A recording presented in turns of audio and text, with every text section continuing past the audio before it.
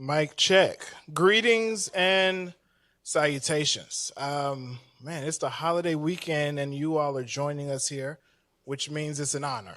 Um, Welcome to the first installment of two readings for our 2022-2023 Emerging Writer Fellows.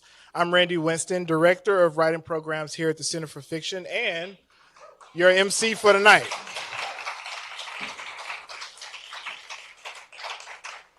Y'all stop it now.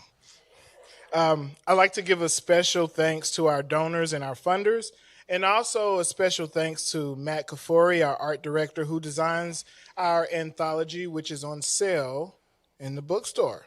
Uh, Celeste Kaufman, who runs our social and shares this information via newsletter, our events team, Melanie McNair, Eliana Cohen-Orth, and our events interns, Jory Southers, our bookstore manager, and our bookstore staff, Scott, our cafe and bar manager, and his staff as well. And me and Scott had a conversation, and out of that conversation came deep discounts for drinks. So, folks, up until 8:30, you are welcome. You are very welcome. Um, there's a lot that goes on behind the scenes to make nights like tonight possible. This is a culmination of those efforts. So thank you to everyone on staff here at the Center for Fiction. Now, for those of you who may be new, and if you've heard this before, you're going to hear it again. The Center for Fiction is a home for lovers of reading and writing and storytelling. And in that home, I oversee several wings. This is a large house, like an estate. You know what I'm saying? My favorite wing is the Susan Kamil Emerging Writer Fellowship. The fellowship is in its 12th year. That's 9 fellows annually, over 100 writers whose lives have been impacted by this program. The selected 9 New York City-based writers are given $5,000 and granted access to all the center's resources, including our library, which celebrated its 200th year in 2021, our workshops, our reading groups, community events, discounts in our bookstore, and a place to come and write in our writer studio. Also, I want to give a shout out to Kristen Henley, the OG. She's in here somewhere. She's watching. I just shout out to Kristen, who ran this program from its beginning and taught me a lot about it in the months leading up to me starting here and during the course of my time here. We also give our fellows access to our network. We pair them with editors in the industry, a mentorship model, and they are able to meet publishing professionals such as agents, senior editors, authors, VPs, and publishers in an intimate setting via our monthly dinner series. And the dinner is quite good, if I do say so myself. Yeah. Ocean Vuong was our guest for our March dinner. And I shared with Ocean the work that I do for the fellowship. And Ocean said, "You're doing God's work." So I'm adding that to the bio for my LinkedIn, Twitter, and Instagram account. I say to folks I meet about when I talk to people about this job is that I'm a shepherd, and it's my job to equip our fellows with the knowledge and tools needed to navigate the business of this industry as much as it is to help them through their crafts. That's the work. And I'm proud to say that I'm seeing that play out already with our current cohort. And my hope is that this work continues well after the fellowship cycle has ended. So, let me give you a quick overview of the anthology because that's what we're selling tonight. These fellows are reading from the anthology. So some of you may say, "What is that anyway?" Well, it's important for you to know that this anthology is a crucial ingredient of our program. Um, Agents and editors find our fellows, find new authors via these anthologies year after year. They're in my inbox, they're in their inboxes. And so I know that that's working and I know the writing is good. Usually the anthologies are collections of stories compiled by a distinguished editor or author. But here at the Center for Fiction, our fellowship anthologies are a collaborative effort between me and our 9 emerging writer fellowship fellows. Um, like all good fiction, these stories are social records of sorts, capsules of the times we're from and a glimpse into where we're going. They illuminate and humanize the practice of living and will fill you with excitement, joy, sadness, and hope. Tonight, you'll hear from the best of early career writing and fiction, my man Danny in the back. Um, and I hope that you all take this in, enjoy it, and buy these anthologies. So let's go through the rules very quickly. Each reader will have 3 minutes max to share and put some love on you all. Look at Andy back there. Um, that's 9 readers total, 3 minutes each. My job is to get you all in and out by 8 o'clock. That's 1 hour, folks. You'll be out of here in time to have more discounted drinks in the bar, I promise. And the most important rule of the night, people, if you hear something that you love, feel free to clap and cheer. Cry if you need to, but please do not waste your drink because you're going to have to pay for another one. All right? So let's get started. An acknowledgement of the seasons changing because the seasons are changing. Summer is upon us. Humidity is on the rise. I asked tonight's readers to share with me a food item or dish that is good no matter the season, no matter the time of year. Throughout tonight's reading, you will hear about foods and dishes that aren't bound to seasons, at least for the fellows. So let's begin. Our first reader is Sarah Abulafia. There we go.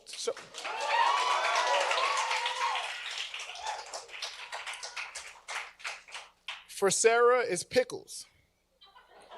First, there is the endless flexibility of the pickle. Most any food can be improved with a good pickling. You could be selling garbage sandwiches out the back of your Hyundai. That's specific. But if you top them with a few pickled red onions, people will eat that shit up. Its tang is that powerful. On barbecue, come on now, it's unparalleled, but it also elevates the humble chickpea. Second, it is an era of unpredictable systematic destruction. A pickle keeps. A pickle, come on now.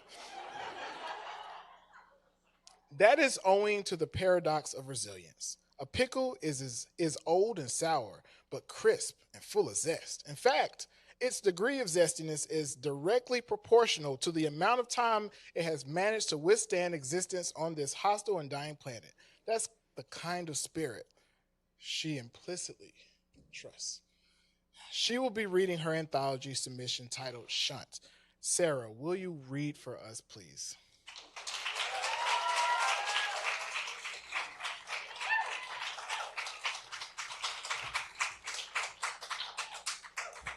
Hi, everyone. I'm reading from an in-progress novel, tentatively titled Shunt. It follows a troubled girl named Abby growing up in the 90s and 2000s from age 8.5 to young adulthood. And at this point in the story, we meet her at the beginning when her family has moved from Houston to Denver, Colorado. Her father is a philosopher with a new university position. Her mother is a therapist, so classic American frontier story. And right now, Abby's mom has to fly back and forth to Houston each week to see her clients because this is before Zoom, frontier times, internet-wise. And I'll be going through a few of the sections. Abby opens her pocket map and evaluates the situation. She traces her finger around Texas, a spectacle of geometry, a massive innovation in shapes. Even though she has lived 8.8 planetary years inside it, she has only memorized Houston, her street, her house, her yard. Up there is Colorado, shaped like a box. That's where the four of them, Abby, her dad, her mom, her older sister, are going because of her dad's new job at the university. Philosophers are nomadic by nature, he explained before they left. Come to think of it, so are the Jews. Not by choice, her mom replied. The neighborhood has a name, Greenwood. This makes no sense because except for a few trees you can't climb, and Abby has searched the entire neighborhood, it is neither green nor wooded since it never rains. Another weird thing, Denver is called the Mile High City, but Abby can't feel the mile underneath her feet at all. Besides the nubby hill at the neighborhood park that slopes down to a small pond, no swimming, Most everywhere in Denver seems flat as a map. The suburb feels cold and dry and motherless. It is a Wednesday after school. Abby comes in from the yard and inspects her hands. When she called her mom last night, she reminded Abby to put on lotion. The Jergens, not the Cetaphil, sweetie, or if it's really bad, Vaseline. Just ask your father. Maybe Abby's hands are revolting or molting. Spots of blood appear in the cracks. Abby imagines her mom with her clients in Houston. They grasp their heads, narrating their problems aloud with dramatic strife. Why is the world so cruel? Why isn't my life full of puppies and rainbows? Why doesn't my husband listen when, Darren, I'm talking? In return, her mother gazes upon them with exceptional patience and understanding. She summons questions in response like, how does this make you feel? The lack of puppies and rainbows and the not listening.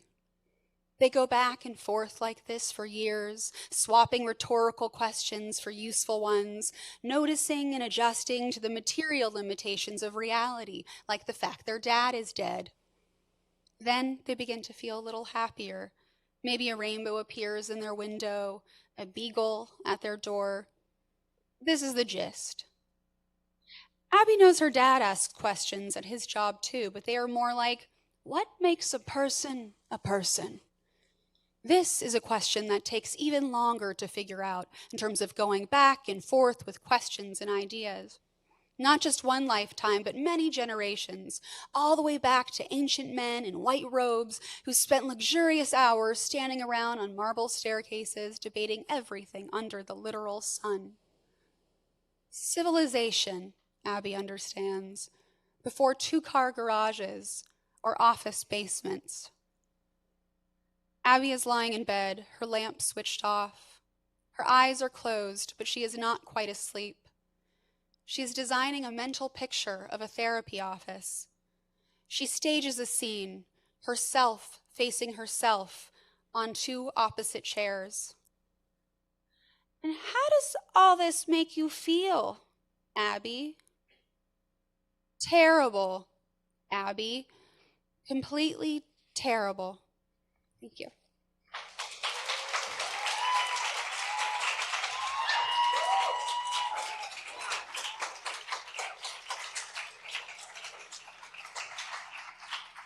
you. Thank you, Sarah. Shout out to all the alums of the Emerging Writer Fellowship in the house tonight. Our our next reader is Juliana Roth.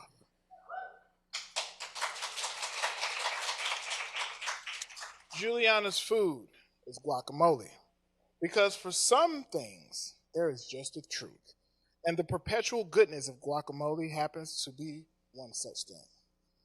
She'll be reading There Will Be No Other End of the World, her submission for this year's anthology. Juliana, the stage is yours.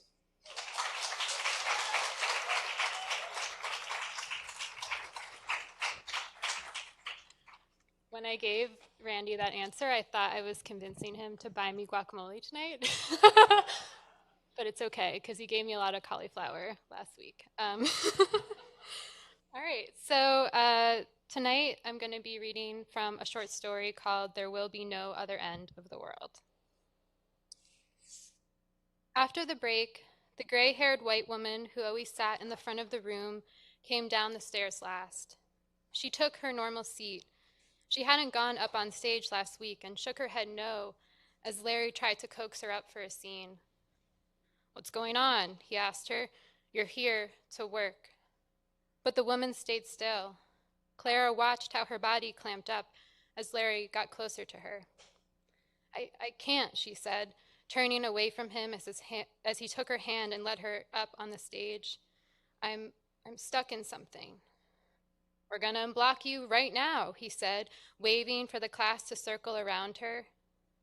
Clara felt a lightness enter her body as she took position behind the woman's left shoulder. She looked down at her yellow sweater, the worn parts at her elbow, and the coffee stain on the right thigh of her jeans. My sister is sick again, she whispered, and Larry got closer to her. "Do you believe in God?" he asked. She nodded delicately, looking down at the floor of the stage. "Do you believe God wants you to suffer?" "No," she said as tears came up and then down in a way that Clara believed she could feel as her own. And she imagined the crowd of students feeling this too. And she thought perhaps they did, since they leaned forward, touching the woman in unison, in a way that felt like they were offering their bodies to her. Like they'd formed or an orb of warmth, of a yellow light, of something you might call holy. The woman's body shook. Like often happened to Clara when emotions were heightened, when something magical began to take shape before her, she thought of palettes of color, one she could pull from were she to recreate the scene.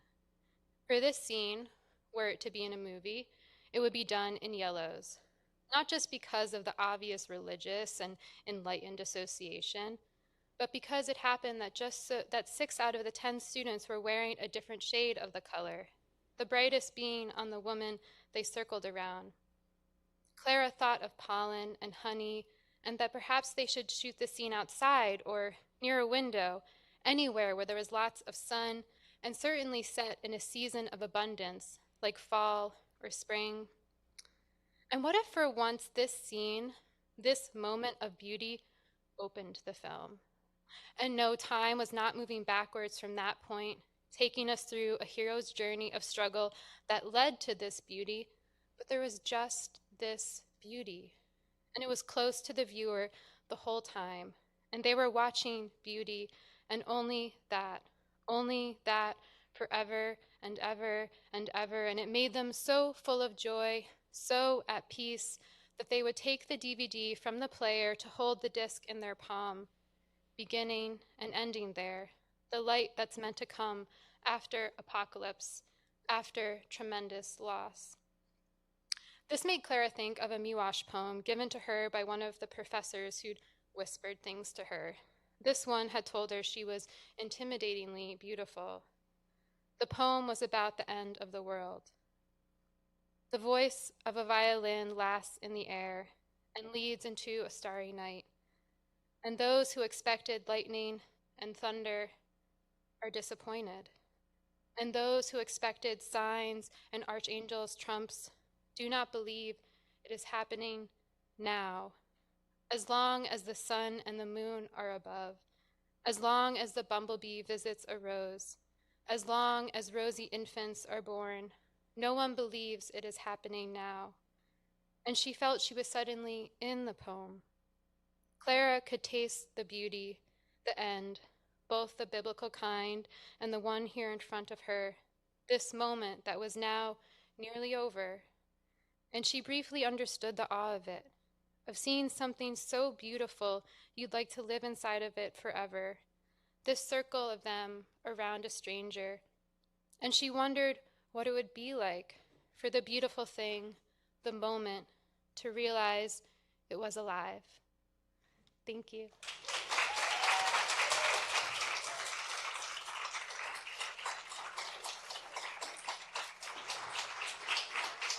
Thank you, Juliana. Our next reader is Jiaming Tang. Jiaming's food, his favorite food, no matter the season, that's good, is tomato soup because he loves making things from a can. That's a classic. He'll be reading from his story titled A Church Named Unity. Jiaming, will you read for us, please?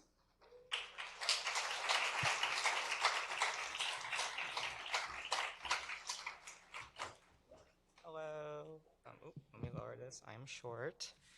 Um, so I'm reading from a short story, and the only context is that this was sort of the first story that I ever wrote that was about the things that ended up becoming my novel, Cinema Love. And it just combines everything that um, I felt were important growing up, Chinese Americana, and how it blends with religion and queerness. So I'll begin. Yeah, I know that church. I know a family that used to worship there. A husband and wife are Fujianese, and they pray like mourners at a funeral, with tears in their eyes and trembling on their lips. Last season's designer clothes hang off their bodies like dirty dish rags, and their arms, thin as cane stalks, are goosebumped. It's too cold in the church, way too cold, not just in temperature, but in attitude as well. Pay attention to the number of spikes that they've installed on the ceiling rafters. Then look at how the minister treats the pigeons who never come in anyway. She goes after them with a broom and buckets of cold, soapy water. The one bird she's ever caught lives in a cage by the west-facing window, a sparrow with clipped wings and feathers patterned like tree wings. The worshippers ignore the bird because it doesn't chirp, but I remember that one husband and wife pair, butchers who smell like their jobs, always talk of releasing it in quiet, pitying tones. They did this in my house once, way back in 2004, when the husband still loved his oldest son and when the wife did nothing but talk about her past. The boy was called Only because his parents didn't want another child, but Only had siblings, a brother named Second and a sister named Last. That day, all three of the siblings sat in my living room with the fear of God in their hearts. The three children said nothing when I offered them cookies. They said nothing, too, when their mother asked where they left their manners.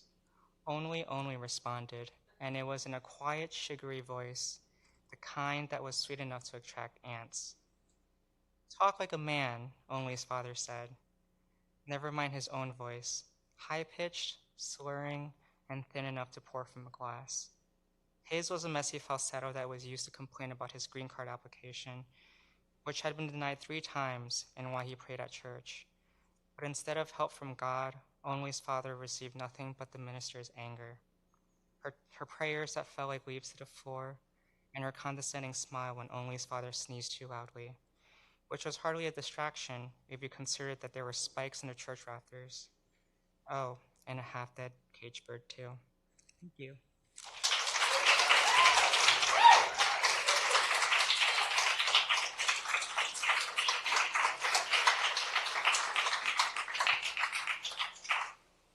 Our next reader is Diana Cole.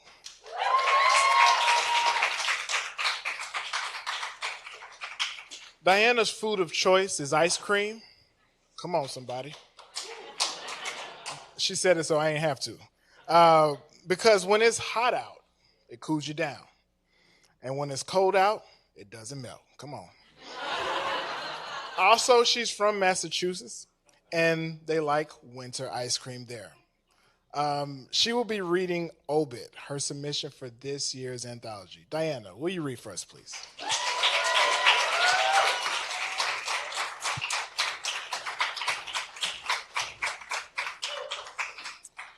Hi, this is from the beginning of my novel, Obit. I locked myself out of Wynn's building again. Jesus, I muttered, kicking the gate. Wynn hated when I forgot his keys. If I wasn't careful with his things, he said, how much could I care about him? And yet I cared about him quite a lot. I hadn't meant to. It was supposed to be casual, our thing. We each had another partner. Mine, Anna, was unaware that Wynn and I were sleeping together. Anna was so disciplined, and Wynn was chaotic, like me. Sometimes I simply needed a reprieve from feeling dishonest and wrong compared to her. I achieved this by having sex with someone else. The outmoded term isn't a affair. I thought I was doing something more interesting. I was holding 2 takeout coffee cups, the reason I'd left his apartment that morning. One of them was filled with wine. I drank from that cup, a long slug.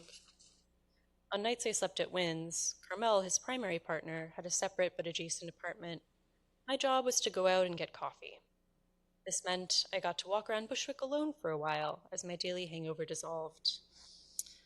I was adept at coexisting with hangovers. I knew how to treat them gently. To accelerate the process of dissolution that morning, I'd stopped at the liquor store on Mulder Broadway and gotten a screw-top bottle of blended red. I tipped 1 coffee into the sewer grate and filled the cup with wine. Now, as I stood outside the gate and drank, I felt physical indignities right themselves. My headache lifted, the acid bubble in my chest disintegrated, my cuticles felt less raw and flayed. Once I drained my cup, I had the strength required to text Wynne that I'd locked myself out. I put both cups on a dirty ledge, lit a cigarette, and gazed into the courtyard of his building. It was just past 9 on Sunday morning, too early for most tenants to be up. I wondered if Wynne had noticed I was gone. He'd been up for a while, reading from Brown's Urn Burial, stealing phrases to use in his poems. He copied them onto a soggy legal pad. The faint soil and pepper smell of weed hung about his loft. I hadn't said anything as I left. Wynne didn't like to be interrupted when he was working. I respected this. I wasn't a poet, but I cherished silence too. Physical sensation flared and dimmed according to the laws of the hangover. I felt a bruise on my hip pulse. I touched it carefully. The night before, Wynne and I had gone to a nearby gallery opening, and I'd tripped into an installation piece of repurposed copper wire, a commentary on income inequality according to the tombstone. The artist went by his middle name when had whispered to me, because he was the son of the CFO of a major private health insurance company, and eager not to let that fact be known. They knew one another through the Yale network, creeping and diffuse. The so-called art was unharmed, and I hadn't felt the bruise last night. Wynne and I had shared 2 bottles of wine at dinner, and then I'd had several plastic cups of warm Sauvignon Blanc at the opening, but I'd also been drinking from my Poland Spring bottle of vodka whenever I left his sight. Wynne liked the bruise. In the Uber home, he pressed his hand to the thigh of my ripped tights, slid it underneath the waistband, and slipped his fingers inside. I wished, in a way, that he'd scolded me instead. I no longer had a faith of my own, but from my mother's Catholicism, I'd absorbed the idea that I was fundamentally evil and a conviction that sins required penance. These were useful rubrics for encountering the world. They bred humility and kept me alert. Thank you.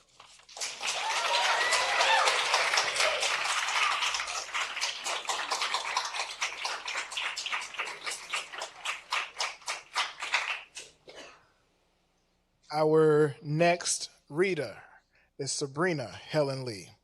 Sabrina asked her sister to answer this question for her, and for those wondering, that is not cheating. Um, Her sister says that her favorite dish, and it's for any season, is pasta and bread. And yeah, an, an excellent combination. She will be reading her anthology submission titled Worldly Wonders. Friends and family, Sabrina Helen Lee.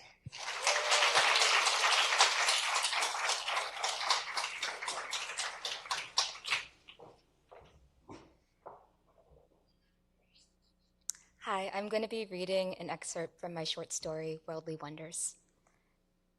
The series I star in is called Human China, Eat Me, Love Me. Over the course of 30 minutes, a cast of 4 naked Asian girls assembles themselves into a real live porcelain bowl.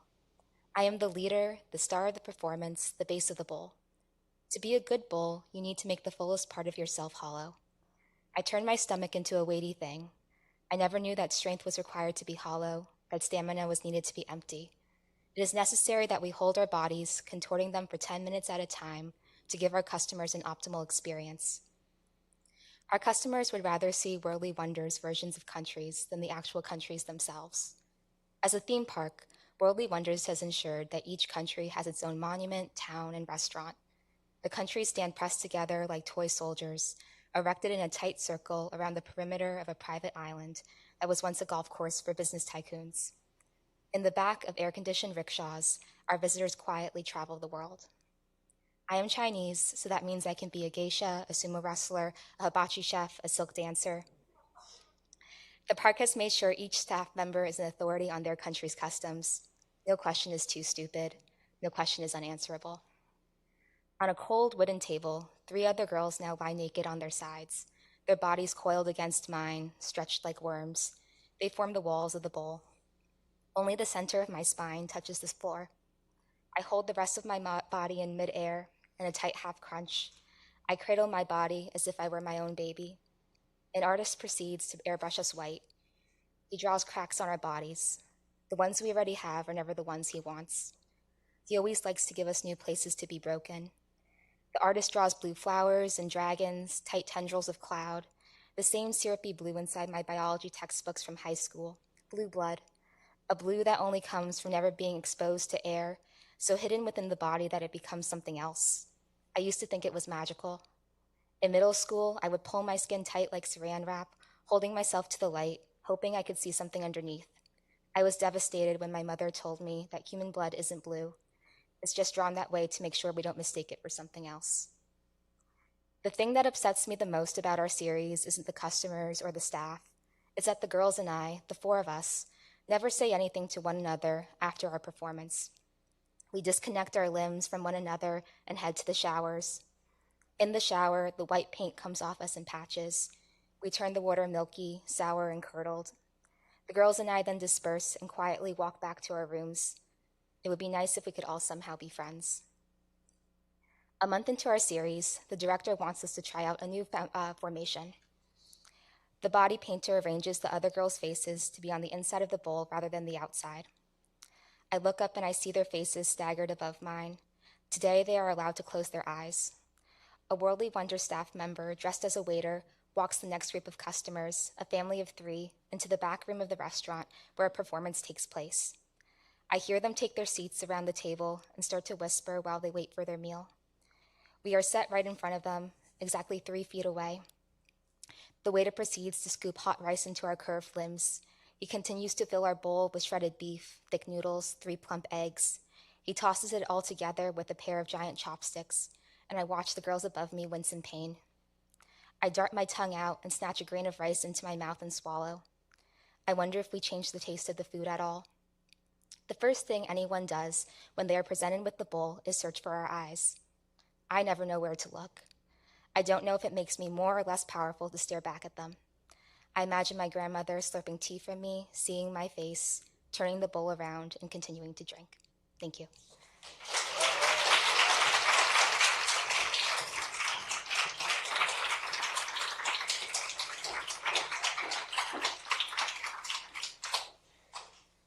All right. We're down to 4 readers. Our next reader is Emmanuel Lachaud.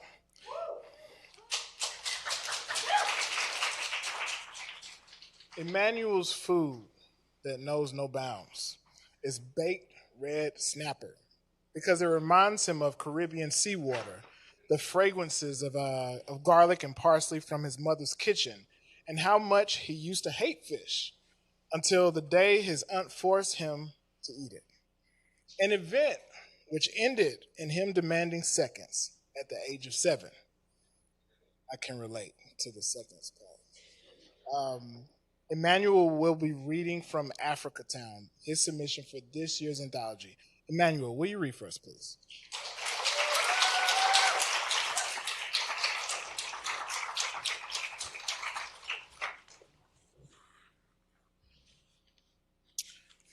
Hello, everybody.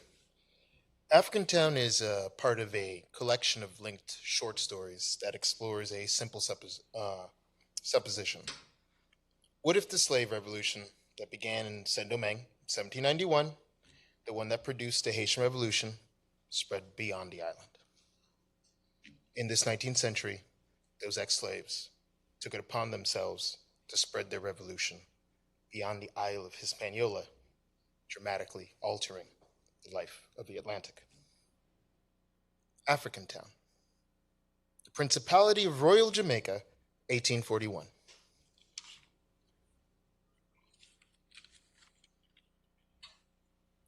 It was not until the sun-smitten month of July that the branches of the western hills bent for the march of Mr. Burke's Asiatics. Barefoot towny youth ran up the hills to see them travel up the rocky slopes that separated the ravine of African Town from the rest of Kingston. The children descended into the town like tiny heralds. 144 the children had counted with their fingers. 144 already. And rumor was there were more to come. First the men climbed down the gully, then the lines of women came along.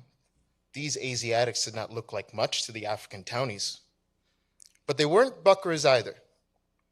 They came with a multitude of children, uncounted by the towny youth, for they could not see their many little heads amongst the hilly bush. Many had intricate jewelry with designs and bangles, some even made from silver, pounded out with hammer, and engraved with symbols alien to the townies.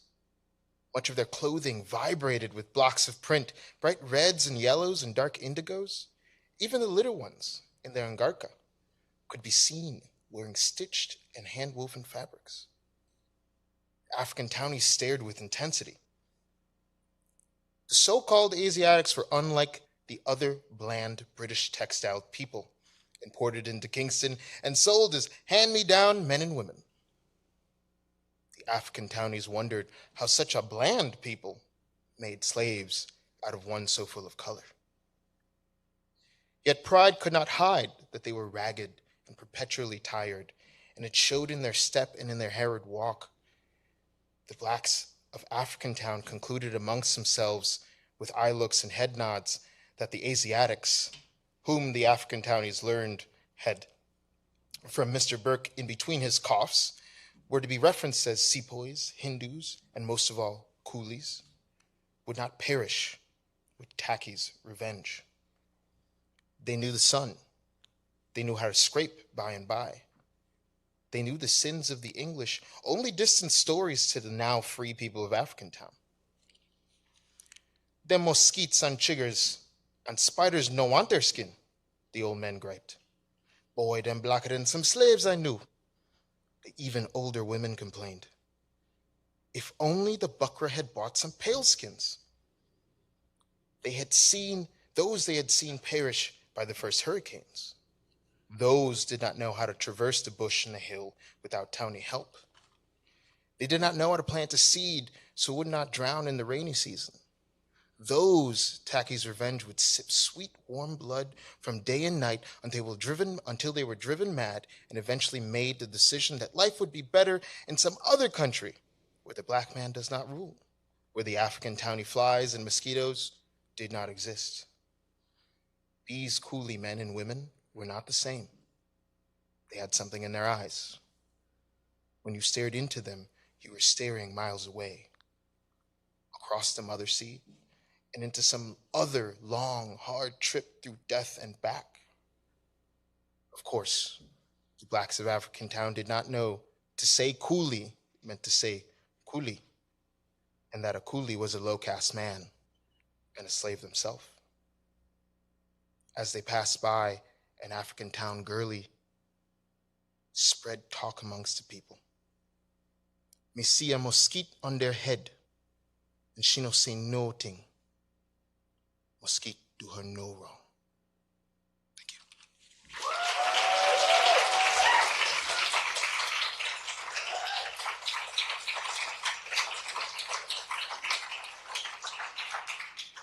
We've reached the Jordan sneaker portion of the cohort.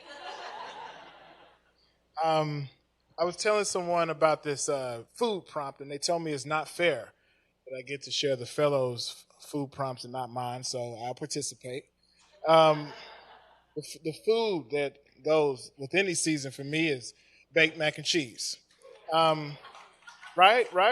I'm from the South, and growing up, it didn't matter the time of year we were having mac and cheese.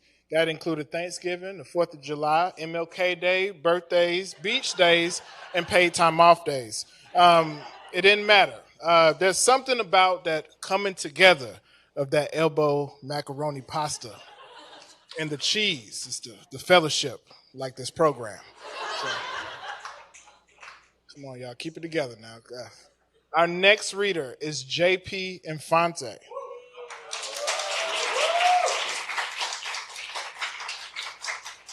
JP's dish that is good any season is rice and beans. You feel me?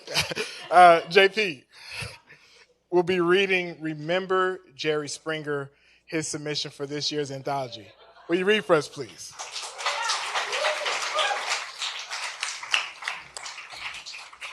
Hi, Charles. What's up? All right, I'm JP.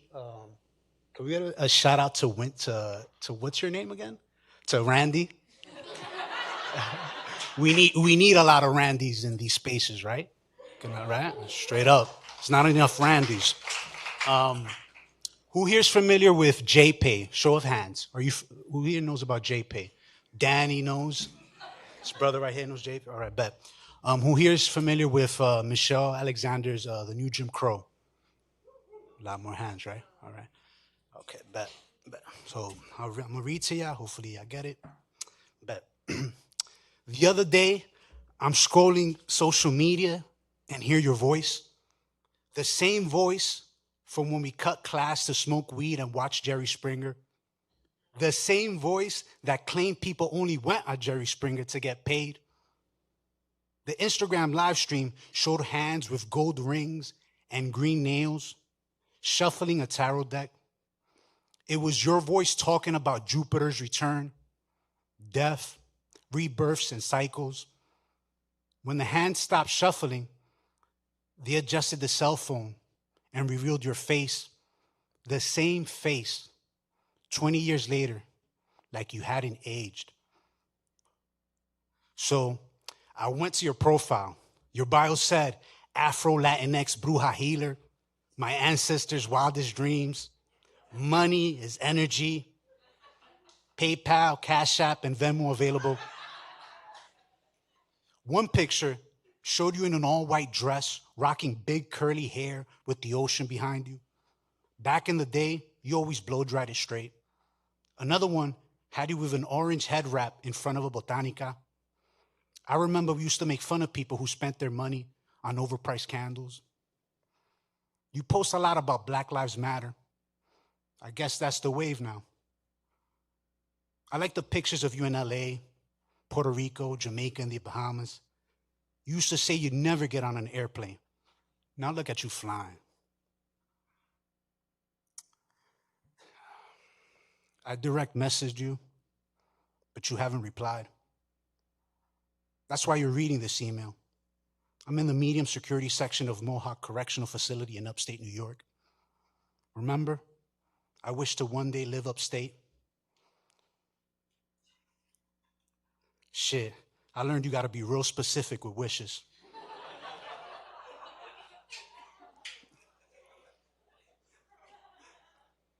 I got my GED up here, and as soon as they reopen the substance abuse program and parent education courses, I'll get on that too.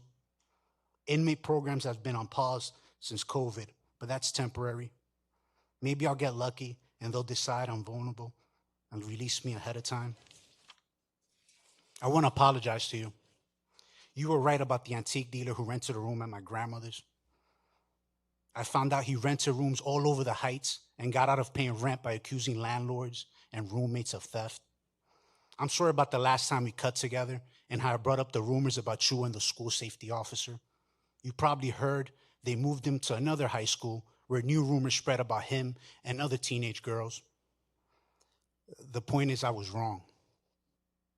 This email's probably sounding like Jerry Springer's final thought, your least favorite part of the show. You said Springer humiliated guests, only to end with some moral to the episode.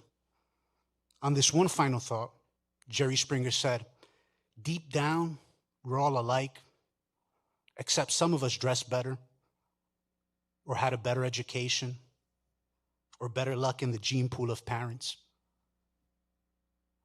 But he didn't mention some of us have dealers for parents who broke Biggie's fourth crack commandment. Some of us have parents who have curfews, their blood and urine surveilled by parole officers. Some of us have parents under the state's custody. Some of us are in the medium security of the prison, while our fathers are in the maximum security of the prison. Jerry Springer was wrong. But this email isn't about Jerry Springer, it's about us, right? So JPay runs the correctional services up here, and they're running a contest where a lucky inmate can win up to $500 in the commissary. To be eligible, you have to wire me some money through JPay and add a message explaining how JPay has helped our relationship since my arrest and how it's reducing my chances of recidivism. I made my inmate ID or BOP number the subject line. You don't have to send much. Anything helps. I see you sell rocks, Palo Santo, incense, and 30-minute trauma healing Zoom sessions. Good for you, sis. In the end, you were right. Jerry Springer guests humiliated themselves for the money. Thank you.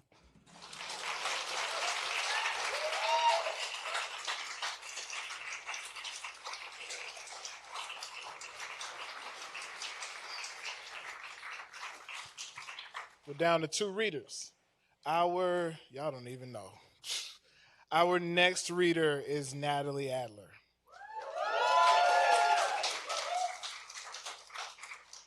Natalie's dish that hits any season is pumpkin pie. Okay. Because she likes to keep it sweet and spooky all year round. Yo, Natalie got so much swag, yo. She'll be reading The Material World, her submission for this year's anthology. Natalie Adler, will you read for us, please?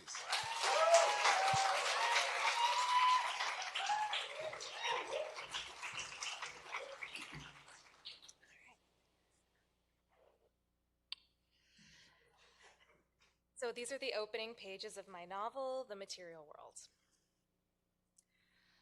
When Mark died, I thought I'd start seeing him around more. I saw John Labriglio, for instance, right after his memorial, hanging around 14th Street with his hands in his pockets, keeping tabs on who showed. Last week, Francois scared the hell out of me when he tapped on my bedroom window while I was busy with a girl. The first of the Davids to die, David Green, had bugged me for a month about getting in touch with his lover, who had died in December.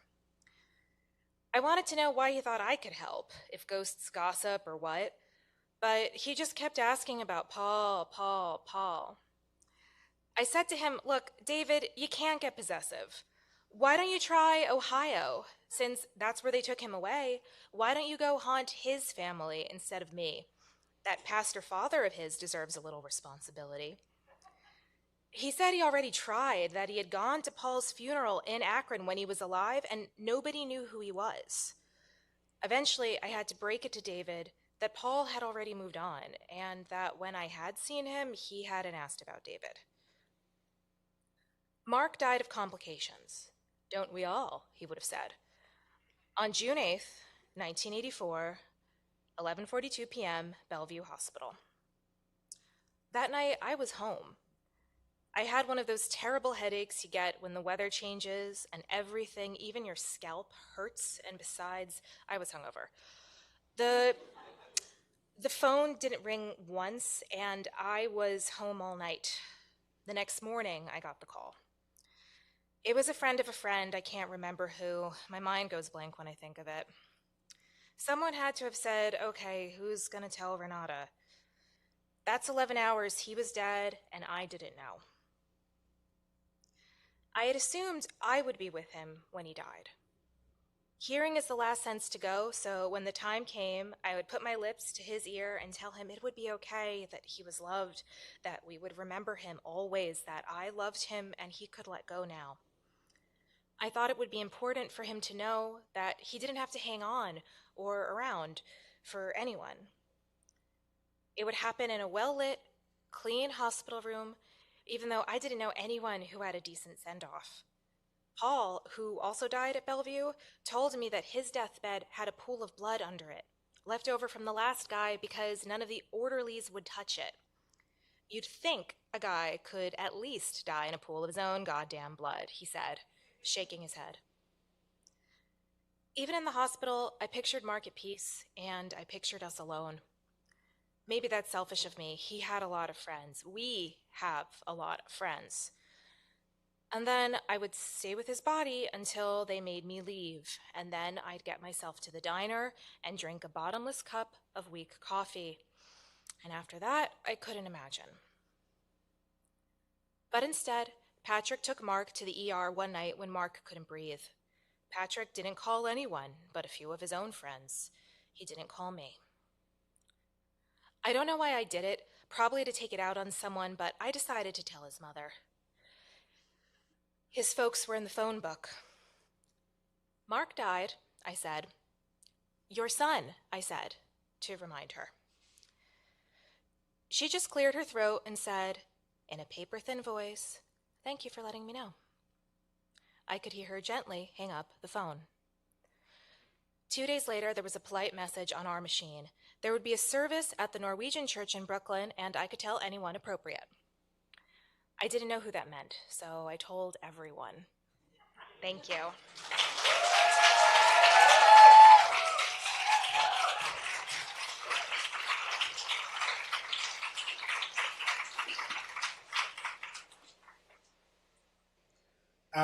our last reader of the night is Han Chang. For Han, the year-round food is fried chicken. That's what I'm talking about. It's versatile, sandwich, nuggets, kebab, bone in, and globally and available any time of year at every price point. That means inflation or no inflation. He will be reading from his anthology submission, Slowly at First. Han, will you read for us, please?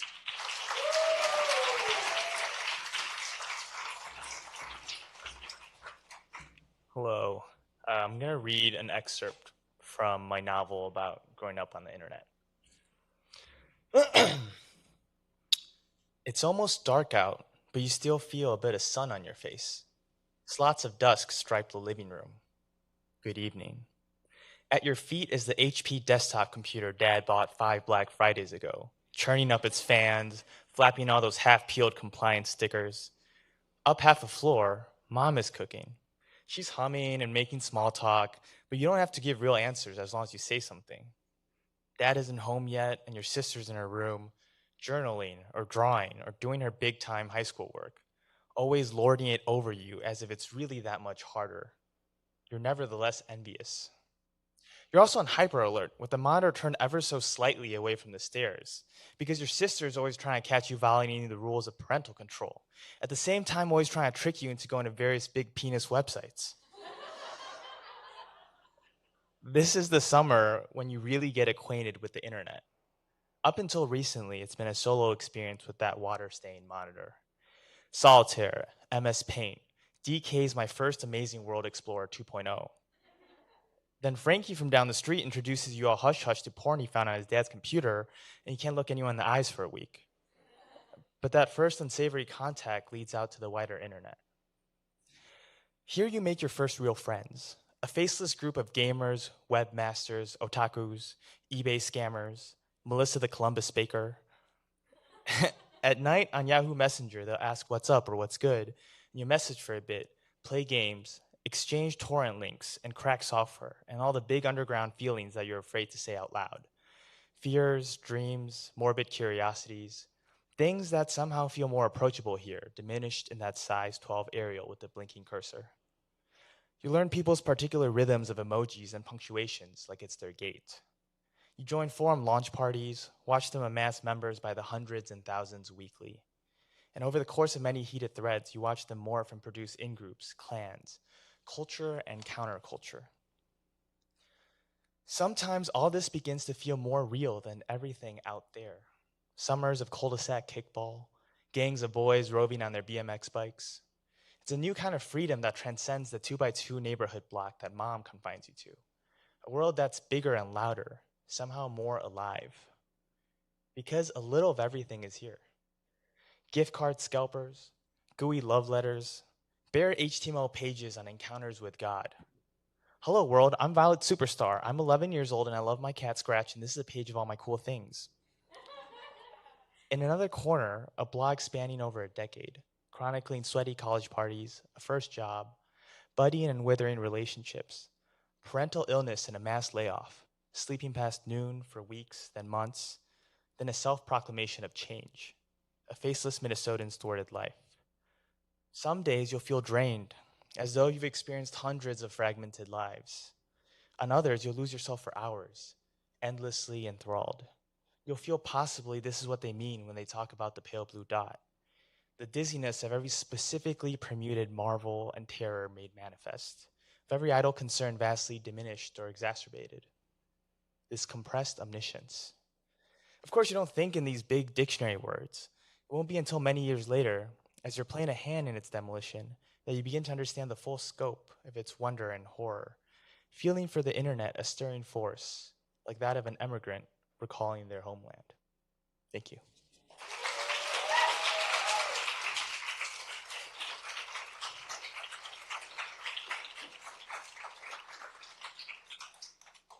Two housekeeping pieces before I let y'all out of here. The first is immediately afterwards, can we have everybody move to the bar and cafe area so that you can indulge in those deep discounted drinks That'll be available till 8:30, and also the anthology is on sale in our bookstore till 8:30. So we're gonna hang out a little bit longer if you want. We're just asking that everyone moves there. Eliana, how am I doing? Perfect. All right. And then last but not least, will all of our readers please stand?